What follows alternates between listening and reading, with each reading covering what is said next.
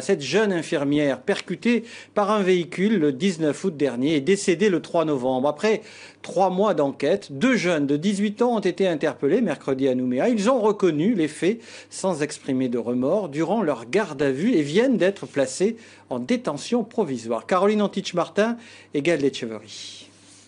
Il aura fallu presque 3 mois, jour pour jour, pour identifier les auteurs présumés de l'accident du 19 août. Cette nuit-là, à 4h30, Mathilde Molina, jeune infirmière de 23 ans, sort de boîte. Alors qu'elle traverse cette route sur Lansvata, elle est violemment percutée par un véhicule. Très grièvement blessée, la jeune femme décède 2 mois et demi plus tard, début novembre. Malgré les supplications de la famille, malgré la marche de 300 citoyens indignés, le ou les chauffards restent introuvables. Mais l'enquête de la police, aidée par la section de recherche de la gendarmerie et la police municipale, porte ses fruits. Mercredi, 2 jeunes Nouméens de 18 ans sont interpellés à leur domicile. Ils reconnaissent les faits. Alors le plus attristant, effectivement, c'est d'une part la jeunesse des individus, chauffeurs ou conducteurs, qui sont concernés, puisque je le rappelle, ils ont à peine 18 ans chacun. Premier point, la jeunesse. Deuxième point, bien sûr, c'est l'alcool.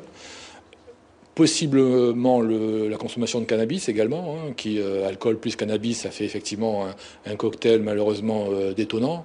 Et puis ce sont des jeunes qui avaient l'habitude de sortir, de boire plus que de raison, de se mettre dans des situations difficiles fréquemment. Donc effectivement, c'est encore un triste constat que l'on peut faire. Fait choquant, 15 jours à peine après ce dramatique accident, le conducteur est contrôlé dans la même zone. Il est en état d'ébriété et refuse de se soumettre à un test d'alcoolémie, fait pour lesquels il écope d'une condamnation. Autre élément important, avec ou sans complicité, la suite de l'enquête devra le déterminer. Le conducteur a fait réparer les traces d'impact sur le véhicule. Précaution inutile puisque cet après-midi, après 48 heures de garde à vue, le conducteur et son passager ont été mis en examen. Le conducteur a été placé en détention et mis en examen du chef d'homicide involontaire par conducteur auteur d'un délit de fuite et il encourt pour cela 7 ans d'emprisonnement. Son passager, également placé en détention, lui encourt une peine de 5 ans d'emprisonnement. Ce soir, les 2 lycéens dormiront au camp Est, mais l'enquête suit son cours pour déterminer d'éventuelles complicités. Cette affaire, qui a suscité une forte émotion, devrait être jugée en 2017. La 4e session des assises au tribunal de Nouméa avec le procès ce vendredi de Neftali Ihili, jugé pour le meurtre de Philippe Bernanos, des faits qui se sont déroulés le 18 octobre 2015 dans la résidence Bienvenue à Boulari. On retrouve Natacha Cognard devant le tribunal de Nouméa. Les faits remontent au 18 octobre 2015 à Boulari dans la commune du Mont-d'Or. Une dispute éclate entre des voisins lors d'une soirée très alcoolisée. La violence et l'agressivité vont crescendo. La fête vire au drame lorsqu'un homme se saisit d'un couteau de cuisine de 23 cm de long. 3 coups sont assignés à la victime, un père de 5 enfants. Une plaie au cœur va provoquer sa mort. L'expert psychiatre ne décèle pas de troubles psychotiques chez l'accusé. Il pointe du doigt la consommation excessive d'alcool et de cannabis lors du drame. Un problème sociétal pour l'avocat général qui parle de démesure dans l'exercice de la fête en Nouvelle-Calédonie. Pour lui, l'intention criminelle existe. Il s'agit d'homicide volontaire. La défense plaide la violence avec arme ayant entraîné la mort sans intention de la donner. Un électrochoc pour l'accusé. Dans son box, l'homme demande pardon à la femme et aux enfants de la victime. « Je vivrai ce drame jusqu'à ma mort », finit-il par dire. Il écope de 15 ans de réclusion criminelle. Il a interdiction de posséder une arme durant 10 ans. En bref, l'interdiction de l'usage de feu sur l'ensemble de la Nouvelle-Calédonie est en vigueur depuis ce 18 novembre. À noter que les communes d'Ouvéa et de Thio sont placées en risque extrême. La direction de la sécurité civile appelle la population à respecter cette interdiction.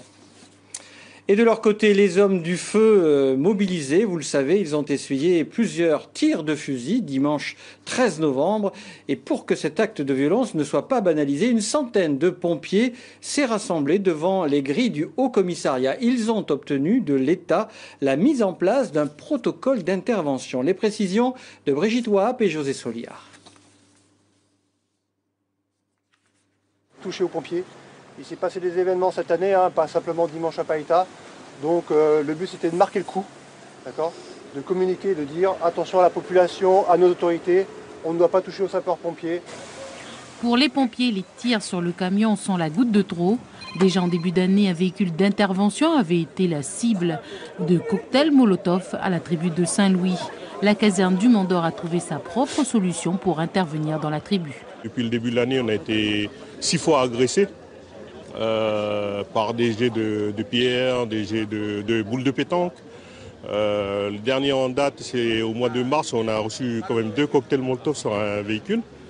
Et souvent, c'est des caillassages. On nous appelle pour une intervention, puis derrière, on est pris à partie. Aujourd'hui, on travaille avec une équipe de sécurité de Saint-Louis qui nous aide à intervenir dans Saint-Louis en toute sécurité. Après plus de 2 heures de discussion avec un représentant de l'État, les pompiers sont sortis satisfaits. Ils ont obtenu la mise en place d'un protocole d'intervention entre les forces de l'ordre et les pompiers dans toutes les communes équipées d'un centre de secours. L'État va donner l'ordre de mettre en place des protocoles d'intervention entre les services de l'État et les services d'incendie et de secours dans les communes. Il y aura des remontées d'informations aussi qui seront données à la DSCGR concernant les événements en particulier.